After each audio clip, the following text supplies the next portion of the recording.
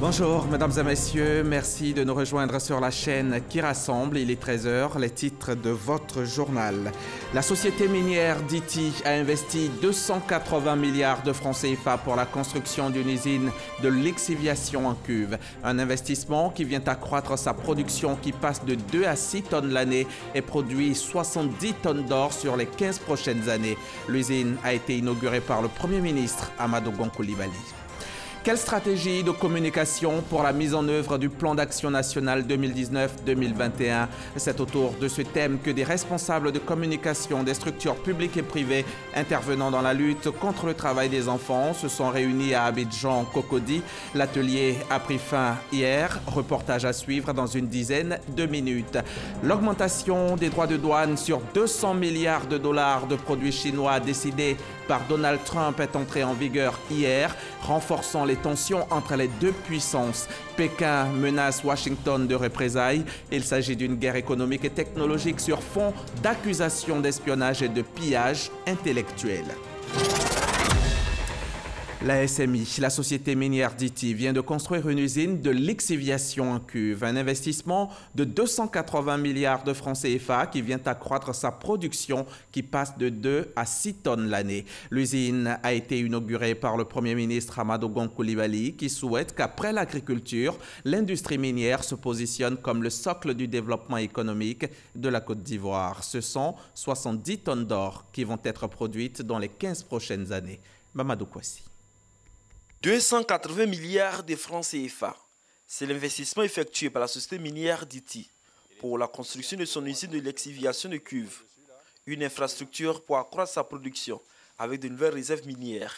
Sur la période à venir d'au moins 15 ans, l'usine va ainsi produire au total 70 tonnes d'or, à comparer aux 42 tonnes produites depuis 1991.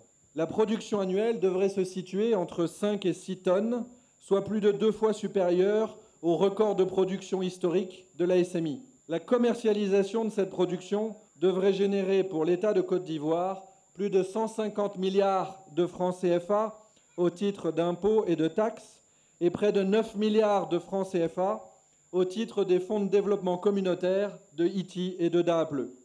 Cette nouvelle usine va créer 1000 emplois directs et 10 000 emplois indirects. Une situation qui réjouit le président du conseil régional du Tonkouy, qui salue l'aspect de la société minière d'Ity dans le développement des villages riverains. L'inauguration de cette deuxième usine de Ity se fait dans le contexte d'une attente forte des jeunes en matière d'emploi et de besoins de développement dans la région. Nous vous remercions, Monsieur le Premier ministre, pour tout ce qui sera fait pour l'emploi et l'auto-emploi des jeunes des villages riverains et ceux des régions du Tonkouy et du Cavalier. L'industrie minière en Côte d'Ivoire connaît une croissance considérable selon le ministre des Mines et de la Géologie. Jean-Claude Kwasi soutient que ces résultats sont les fruits des réformes entreprises par le gouvernement. Notre objectif, faire passer la contribution du secteur minier à au moins 4% du produit intérieur brut à l'horizon 2020. Nous avons choisi à cet égard d'être les fers de lance du combat engagé pour une industrie minière durable, rentable, performante et respectueuse de l'environnement. Le Premier ministre Amadou Gon Coulibaly salue cet investissement du secteur privé. Il rassure que le gouvernement consent au quotidien des efforts en vue de favoriser les investissements privés. Amadou Gon Coulibaly indique que l'industrie minière occupe une place importante dans la nouvelle politique de développement de la Côte d'Ivoire. Si le sol ivoirien a permis à notre agriculture pendant des décennies d'être le moteur de notre économie, la richesse quantitative et qualitative de notre sous-sol doit nous permettre d'accélérer notre développement économique et social, à condition que nous nous donnions les moyens de les exploiter de façon durable. C'est pourquoi le gouvernement a, dès 2011, réformer le cadre juridique dans le but d'adapter le secteur minier aux exigences nouvelles. Cette réforme met l'accent sur la préservation de l'environnement et de l'écosystème, l'accroissement des revenus de l'État, le développement des communautés impactées par les exploitations, la garantie aux opérateurs privés d'une meilleure rentabilité de leur exploitation minière. Le Premier ministre a aussi exhorté la population à maintenir le climat de paix dans les régions du Cavali et du Tongpi afin de favoriser les investissements. Endeavour Manait veut avec ses mines d'Iti, de Daple et d'Agbaou se positionner comme le principal producteur d'or en Côte d'Ivoire. C'est en 1991 que la société minière d'Iti dans la région du Tongpi a effectué sa première coulée d'or. Elle devient aujourd'hui la plus vieille de toutes les industries minières en activité en Côte d'Ivoire. Avec cette production de 70 tonnes d'or, c'est déjà un grand pas. La Côte d'Ivoire pourra peut-être un jour occuper une bonne place dans le classement des pays africains producteurs d'or. Depuis 2018, la première place est occupée par le Ghana, selon les chiffres divulgués par la Banque mondiale. Le Ghana qui détrône l'Afrique du Sud, tombé à la 3e place continentale. Et en plus, le sous-sol ghanéen ne semble pas avoir encore livré tout son potentiel. Adama Kone. Le fauteuil des leaders dans la production d'or change de locataire. Avec 158 tonnes extraites de ces mines, le Ghana est le premier pays africain producteur d'or selon la Banque mondiale. Le pays confirme ainsi son ancienne appellation de Gold Coast et rafle la première place à l'Afrique du Sud, dont le sous-sol s'essouffle. La production aurifère ghanéenne a haussé de 15% par rapport à 2017 et paradoxe, ce sont les entreprises sud-africaines qui tirent cette croissance devant les sociétés américaines et canadiennes. L'embellie du secteur au Ghana est le fait de l'assainissement de son environnement. Les opérateurs illégaux chinois et russes ont dû abandonner leurs activités à la suite d'une réorganisation de la filière. Les spécialistes prédisent même de beaux jours pour la production aurifère ghanéenne, le sous-sol n'ayant pas livré tout son potentiel. Et si ce n'est pas encore le cas dans la production d'or, la Côte d'Ivoire occupe une très bonne place dans la lutte contre le travail des enfants. Les responsables de communication des structures publiques et privées intervenant dans cette lutte se sont réunis pendant 48 heures à Abidjan, à Cocody. Un atelier de réflexion pour aboutir à l'élaboration d'une stratégie de communication pour la mise en œuvre du plan d'action national 2019-2021. Le compte-rendu de Mahama Traoré. Méconnaissance de la problématique du travail des enfants, mauvaise perception de la Côte d'Ivoire sur l'implication des enfants dans la cacaoculture ou encore le manque de visibilité des actions menées par le gouvernement. Devant tant d'obstacles à la promotion des actions de lutte contre le travail des enfants, les professionnels de la communication et des médias recommandent une matrice de solutions au Comité national de surveillance. Comme solution, nous avons proposé un renforcement des capacités des responsables de communication de tous les ministères impliqués dans la lutte contre le travail des enfants. Une communication autour des actions de répression des acteurs impliqués dans la traite interne et transfrontalière des enfants et des personnes. L'élaboration d'une stratégie de communication digitale pour informer et faire des campagnes de sensibilisation. Nous communiquons, nous engageons à une synergie d'action dynamique. D'une part, pour rendre visibles les actions menées par les différents acteurs au plan national et international, et d'autre part, pour sensibiliser les populations en vue d'éliminer le travail des enfants en Côte d'Ivoire. Avec ce soutien des professionnels de la communication et des médias, la secrétaire exécutive du Comité national de surveillance des actions de lutte contre le travail des enfants, représentant la première dame Dominique Ouattara, estime qu'un nouveau cap sera franchi. Vos précieuses contributions et observations nous ont permis d'identifier les problèmes et difficultés de communication qui ont été jusqu'à ce jour un obstacle ou des facteurs limitants à l'atteinte des résultats de la lutte contre le travail des enfants dans notre pays. C'est pourquoi je reste convaincu que la mise en place et en œuvre de toutes ces recommandations aboutira certainement à l'élimination significative, sinon totale, du travail des enfants dans notre pays. Le plan de communication défini à l'issue de ces travaux va servir à vulgariser le plan d'action national 2019-2021 de lutte contre le travail des enfants. Il sera lancé le 22 mai prochain par la première dame Dominique Ouattara.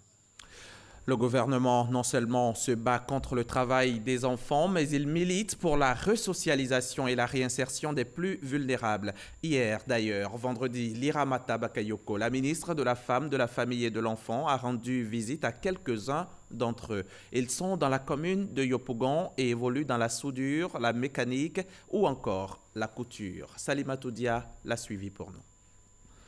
Sorti de la rue où il menait des pratiques non conformes à la loi, Aboulaye est aujourd'hui apprenti dans un atelier de soudure.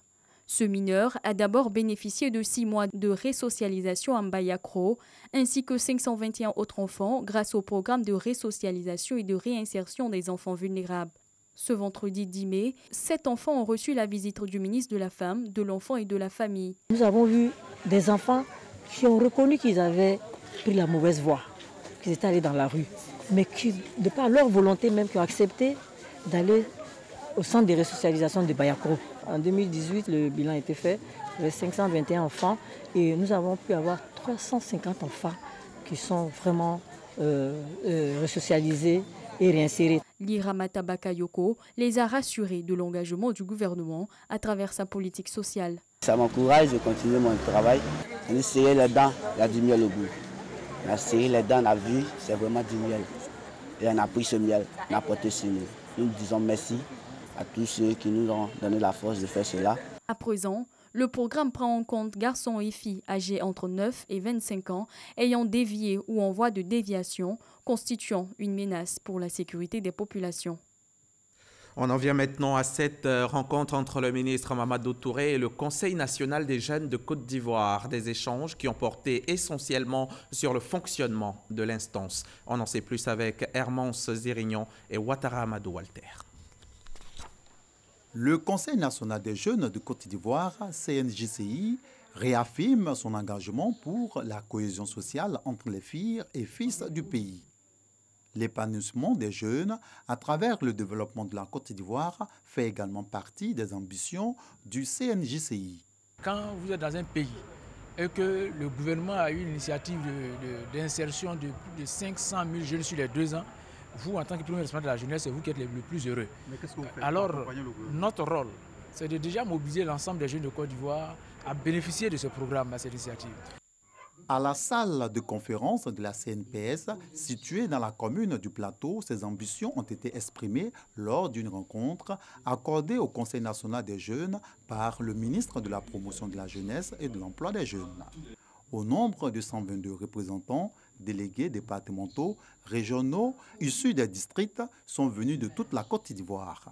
À l'écoute de leurs préoccupations, le ministre Mamadou Touré a promis appuyer le CNJCI.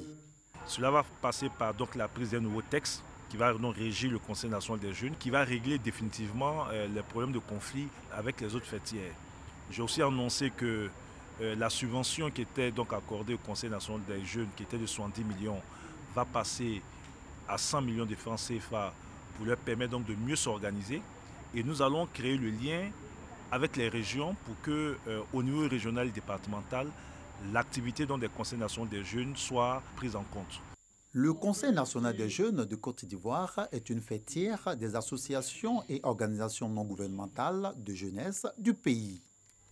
Souvenez-vous, dans la nuit du 8 au 9 mai dernier, la casse du quartier Bia Sud de Koumassi au sud d'Abidjan est partie en fumée, faisant de nombreux dégâts matériels. Le ministre de l'Artisanat, vous le voyez là en image, s'est rendu hier sur le site incendié. Sidiki Konaté est allé exprimer la compassion du gouvernement aux artisans tout en les assurant qu'un espace leur sera trouvé prochainement. On va d'ailleurs l'écouter, il s'exprime au micro de Salimatou Dia. Il s'agit donc de venir d'abord présenter nos solidarités aux artisans en ce mois de Ramadan. C'est des business qui viennent de partir en fumée. C'est leurs activités, c'est leur vie. Ici aussi, des jeunes se formaient à l'emploi. Donc, c'est près de 1500 à 2000 artisans qui sont laissés dans la nature. Et donc, nous avons fait le constat. Nous avons présenté la solidarité du gouvernement. Le Premier ministre nous a instruit de trouver des sites permanents pour les artisans. Et depuis plusieurs mois, nous sommes à la quête de sites qui vont être achetés par l'État qui vont être viabilisés, construits de façon moderne en prenant toutes les garanties de sûreté et de sécurité pour que désormais les artisans, ferrailleurs, mécaniciens et autres aient des sites permanents à eux, à Abidjan. Parce que c'est à Abidjan qu'on a ces problèmes de sites. Il était attendu depuis longtemps, mais mieux vaut tard que jamais. Les fonctionnaires de Côte d'Ivoire, membres de la MUGEFSI, ont désormais leur centre d'optique. Et voilà qui va permettre aux adhérents et leurs ayants droit de régler leurs problèmes de lunetterie à moindre coût. On en sait plus avec Serge Collier. Ce geste met officiellement le centre d'optique mutualiste de Côte d'Ivoire à la disposition des fonctionnaires. C'est un centre de lunetterie bâti sur une superficie de 280 mètres carrés avec un sous-sol qui abrite un laboratoire équipé de matériel de dernière génération. Pour Mesme Komboye, président du conseil d'administration de la MUGEFSI, la mutuelle générale des agents et fonctionnaires de Côte d'Ivoire, l'ouverture de ce centre va mettre fin à la contrefaçon dans le domaine de l'optique et permettre aux adhérents et les ayants droit de bénéficier de soins de qualité. La problématique de l'optique chez nous était devenue une question principale et importante. Offrir des lunettes à moindre coût, mais de qualité bien reconnue, c'est ce qui nous a guidés à mettre en place ce centre optique mutualiste. Et aujourd'hui, nous nous réjouissons quand même que toutes les démarches administratives aient été achevées. Le centre d'optique mutualiste vient combler les attentes en lunetterie des adhérents de la MUGEFSI et permet d'optimiser les coûts des prestations de leurs verres correcteurs et de leurs montures. Pour la lecture, à un moment donné, la lisibilité, notre vue diminue. Et je crois bien que c'est à point nommé que ce centre s'ouvre. On viendra ici, désormais, au lieu de se faire gruger par 13 personnes au dehors. Vraiment, je me sens véritablement visé. D'ici le mois de septembre, je vais renouveler mes verres et je pense bien que je serai ici pour le renouvellement de mes verres correcteurs. En tout cas, vraiment, je suis très content de cela. Le centre d'optique a été inauguré par le directeur de cabinet du ministre de la fonction publique. Selon le conseil d'administration, ce nouveau centre marque le début d'une série d'inaugurations d'infrastructures qui seront mises au service des 755 000 adhérents et ayants droit de la MUGEFSI. Le personnel du ministère de l'Intérieur et de la Sécurité a été formé récemment aux droits et devoirs du travailleur. Un renforcement de capacité pour inviter justement le personnel à s'approprier les valeurs du travail. Godefroy Okambawa était présent pour RTI1 à cette formation. Les valeurs du travail, les devoirs et droits du travailleur sont entre autres les thématiques abordées au cours d'une rencontre initiée au profit du personnel du cabinet du ministère de l'Intérieur et de la Sécurité. Il s'agit de renforcer les capacités des travailleurs face aux enjeux et actions prioritaires de ce département ministériel. Au cours de cette rencontre, Aminata Diaby, conseiller technique représentant le ministre de l'Intérieur et de la Sécurité, a traduit la reconnaissance de la tutelle avant d'inviter le personnel à plus d'ardeur au travail. Monsieur le ministre, en autorisant cette cérémonie, a voulu tout simplement que les liens de fraternité, les liens de travailleurs soient renforcés, soient améliorés et que le travail aille toujours de l'avant, car le travail est avant tout une œuvre individuelle, mais après tout une œuvre collective. Des muguets ont été remis aux représentants du personnel en guise de reconnaissance pour le travail accompli. Le gouvernement allemand veut ouvrir son marché aux entreprises ivoiriennes, mais les entreprises spécialisées dans le secteur des fruits et légumes frais et la transformation des denrées alimentaires en ingrédients naturels. C'est débouché pour offrir une meilleure compétitivité aux filières fruits et légumes de Côte d'Ivoire. L'agence Côte d'Ivoire PME a initié récemment une séance de travail entre les PME ivoiriennes et le Bureau pour la promotion des importations d'Allemagne. En raison de contraintes logistiques, mais aussi de réglementations phytosanitaires strictes, les produits vivriers en provenance de la Côte d'Ivoire éprouvent de sérieuses difficultés à accéder au marché allemand et plus globalement à l'espace communautaire européen. Ce programme se propose donc d'être une fenêtre pour les PME ivoiriennes. Notre programme s'intéresse à deux secteurs, c'est les légumes et fruits frais et les ingrédients naturels et fruits transformés. Et l'IPD crée le lien entre les exportateurs de la Côte d'Ivoire avec les importateurs en Allemagne. Au regard du niveau de consommation des fruits et légumes, notamment sur les marchés des cosmétiques naturels, en augmentation de 10% chaque année en Allemagne, il s'agit d'une vraie occasion pour les PME exportatrices, mieux outillées aux techniques de vente à l'international. Le marché européen, c'est un marché qui a beaucoup d'attrait, mais qui à la fois est très compétitif et a beaucoup de barrières. Donc cette initiative est une initiative pour nous, comme je disais tantôt, de pouvoir augmenter le niveau de visibilité de nos PME en Europe, de pouvoir bénéficier d'une initiative allemande, mais qui s'étend à toute l'Union européenne, et de pouvoir être accompagné pour lever toutes les barrières, pour pouvoir accéder au marché, notamment les barrières de certification. Pour briser ces barrières de certification, les PME nationales doivent impérativement porter une attention particulière au choix des variétés, aux installations de stockage réfrigérantes et au transport.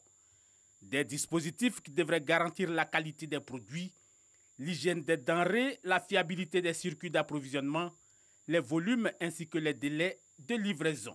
C'est une opportunité qu'on nous offre pour que nous puissions envoyer nos produits à l'extérieur. En 2018, le volume des échanges commerciaux entre Berlin et Abidjan s'est élevé à 650 milliards. C'est un reportage de Lanciné Bakayoko. En septembre 2015, la Côte d'Ivoire s'est engagée à réaliser les objectifs de développement durable adoptés par les Nations Unies. Il s'agit d'ici à 2030 d'éradiquer la pauvreté, partager, protéger la planète et assurer la prospérité pour tous. Et dans le but d'évaluer sa politique sur 5 ODD, le pays va participer en juillet prochain au forum politique de haut niveau des Nations Unies sur le développement durable à New York, aux États-Unis. Le ministère du Plan et du Développement vient d'initier une rencontre en vue d'adopter le rapport d'examen national volontaire sur les ODD. Les précisions de Francis Boifo. D'importants acquis réalisés par la Côte d'Ivoire depuis 2018 dans le cadre de la mise en œuvre des objectifs de développement durable ODD.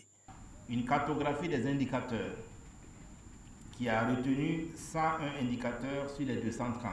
Sur les 169 cibles ODD, 105 cibles sont alignées sur le plan national de développement et les documents de politique nationale.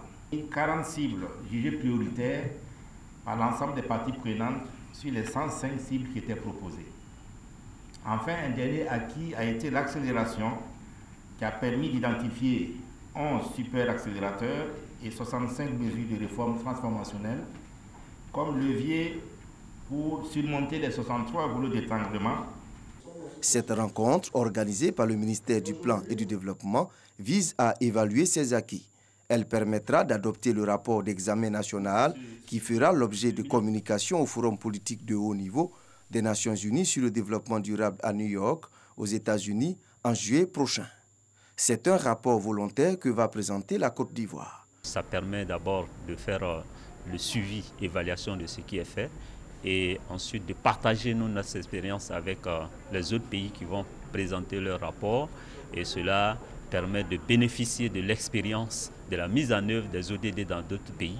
Outre les généralités du rapport de la Côte d'Ivoire, un accent sera mis sur 5 ODD retenus cette année.